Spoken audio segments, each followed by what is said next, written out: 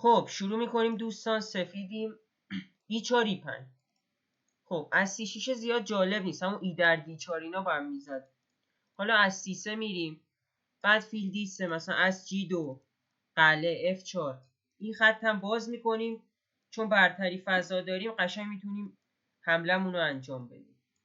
اولی 2 رو زد. خب پس با اسب پس میگیرم که منم بتونم برتری دو فیلم رو حفظ کنم. حالا چی؟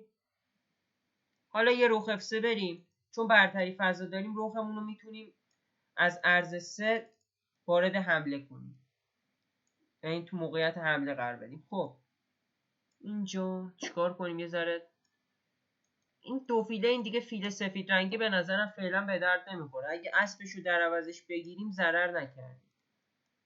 این یکی رو خرم احتمالا به زودی وارد بازی کنم. یه مانور این شکلی میتونه جالب باشه. این پیاده رو اگه میخوای بزنی بزن، مشکلی نداره.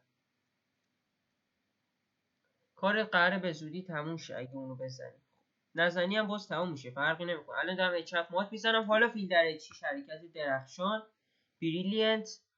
بعدش دیگه این بر میخوام ماتش کنم دیگه. کار تموم شده است به نظرم. فقط الان میتونی چوب بزنی مثلا رو زمانم کار کنی دیگه، که اونم فایده نداره. مات شد. اینم از این حرکت درخشانم زدی. و بریم یه تحلیل بزنیم اگه داشته باشیم. تحلیل نداریم متاسفانه، ولی بررسی با انجینش هست دیگه. اینجا داره نشون میده. اینو بیارم یه کمی برتر. اینجا لاین خط انجینش رو ببینید، معلومه دیگه.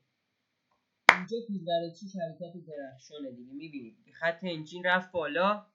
و همین دیگه. مرسی ویدیو رو دیدید.